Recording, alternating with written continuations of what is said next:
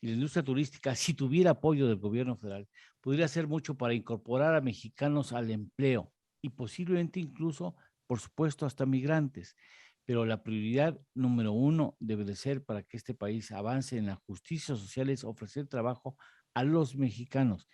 Y hay necesidad de políticas públicas de estímulo a la creación de empleos y hay un sector específico que tiene la posibilidad de crear, multiplicar los empleos si se le invierte, que además es una industria que no contamina o no contamina tanto como las industrias que sí queman combustibles, etcétera, etcétera, y que vende México y que obtiene los beneficios de una maravillosa generosidad de nuestros espacios naturales y de nuestra gente. Hablaremos con Francisco Madrid, director del Centro de Investigación y Competitividad Turística, quien está usted viendo en la pantalla.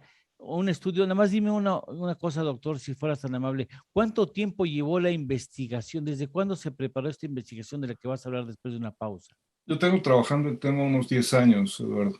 10 años. Sí, porque es un cambio, digamos, de óptica por completo. Ciertamente hacer el documento, pues nos tomó un par de meses quizás, ¿no?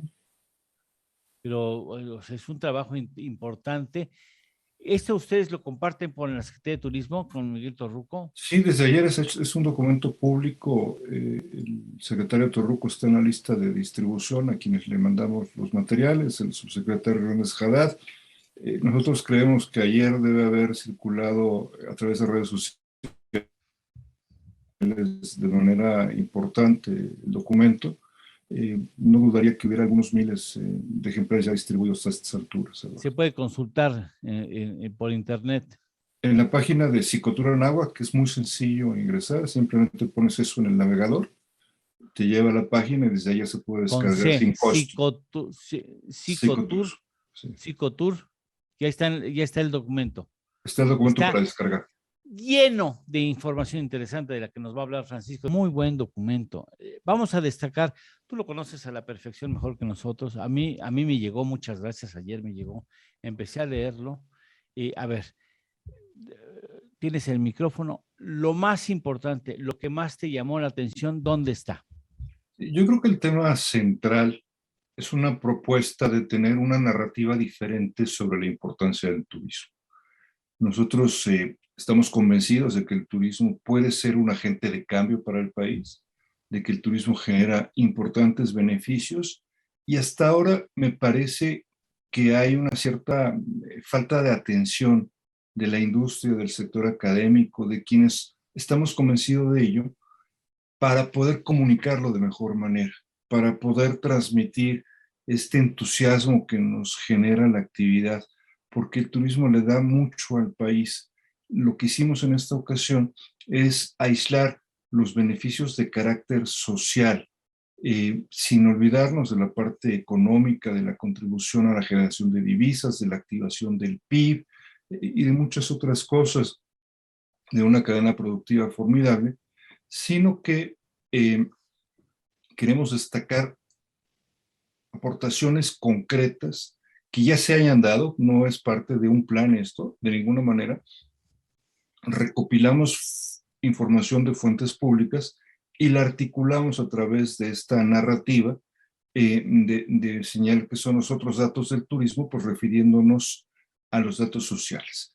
Ayer hablamos aquí en tu espacio, gracias por ello, del tema de empleo, un Siempre, sí. sector que genera mucho empleo, empleo para jóvenes, primer empleador de jóvenes, que ayuda a evitar ninis en la calle, primer empleador de CICIS, los que sí estudian y sí trabajan. No hay ningún otro sector donde tantos jóvenes, además de trabajar, también estudien.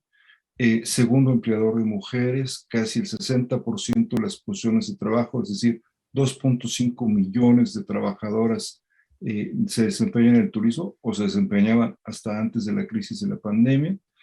También son las mujeres las que más emplean a su vez personas, toda vez que hay en el sector una gran cantidad de pymes, pues que encabezan estas microempresas son mujeres en su mayoría. Hoy, si me permites, vamos a tocar algunos otros de estos temas. Empezaría por la parte de la pobreza, que me parece que debería ser casi el único tema importante de la agenda, ¿no?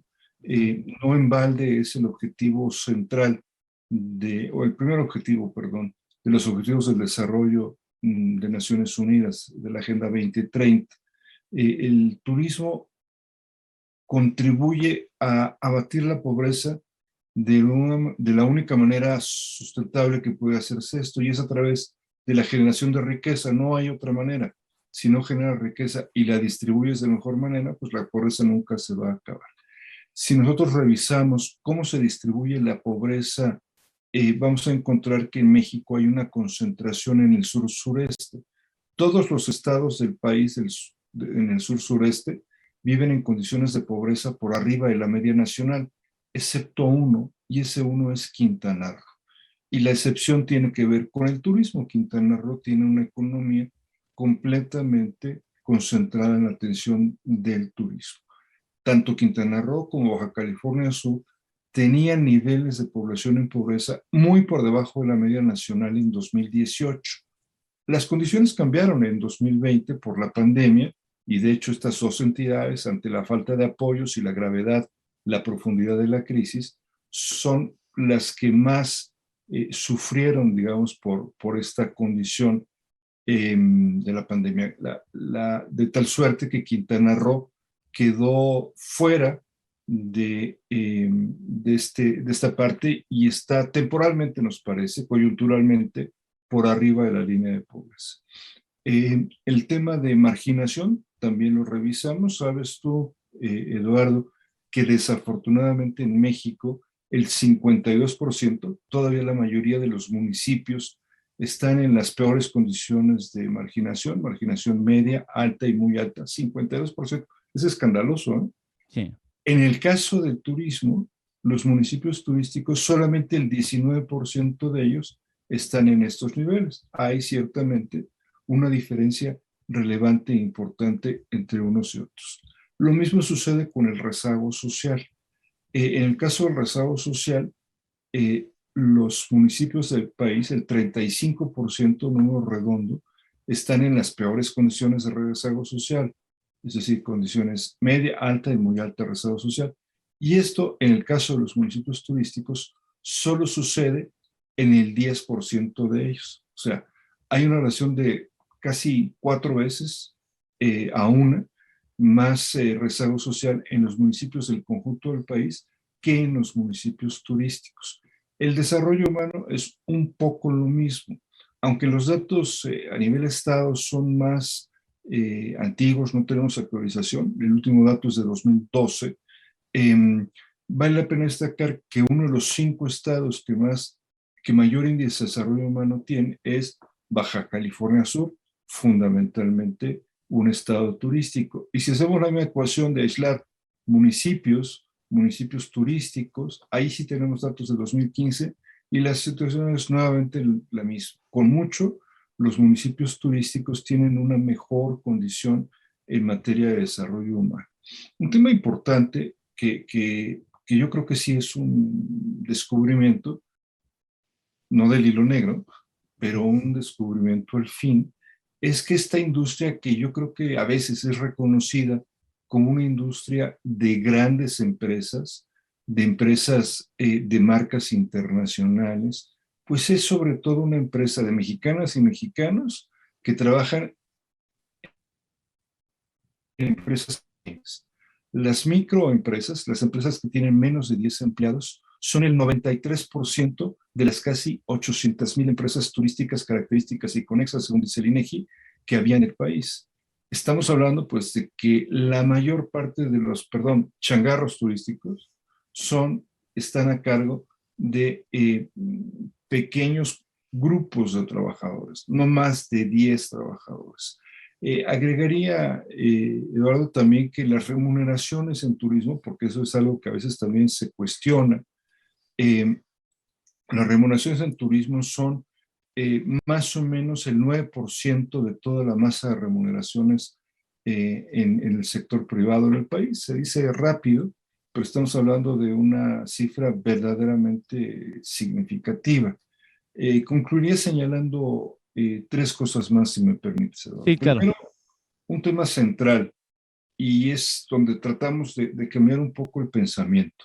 El turismo genera una gran aportación en materia social porque es justo a través de su práctica cómo se propicia la integración familiar. Una sociedad, digamos, que vive momentos muy complicados, una sociedad posmoderna, pues debe recuperar las bases de la familia y el turismo es un excelente momento para ponernos en sintonía de que somos eso, una familia. El 80% de los viajes, de los viajeros en su viaje principal en 2019 tuvieron como acompañantes a la familia, 67% a toda la familia, la diferencia a la pareja por lo menos, ¿no?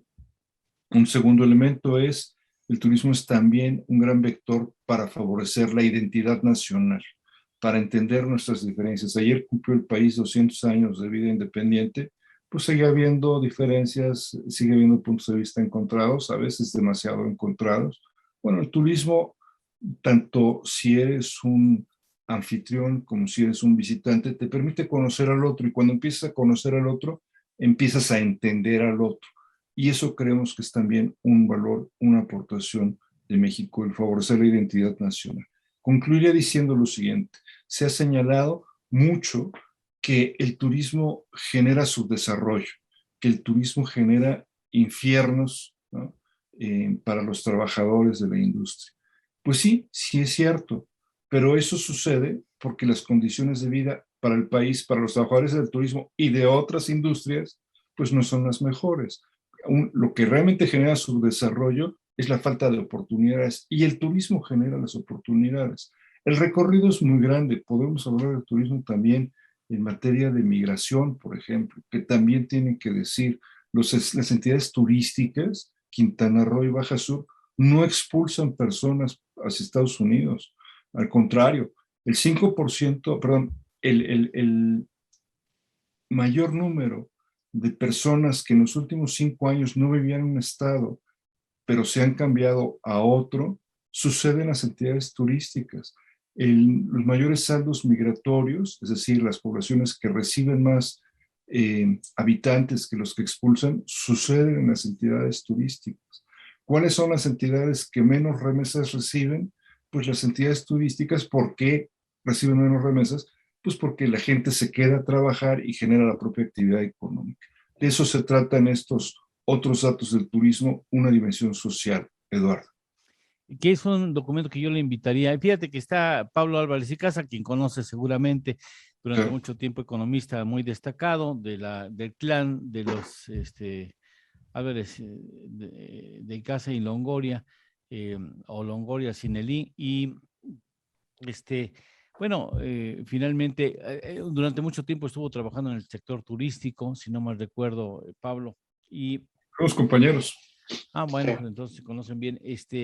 Fíjate que, pues, es una pena que en este sexenio, que tanto necesitaba de promoción turística, el grueso del presupuesto que pudo haber sido destinado a promover y desarrollar sitios y polos turísticos, se ha desarrollado el Tren Maya.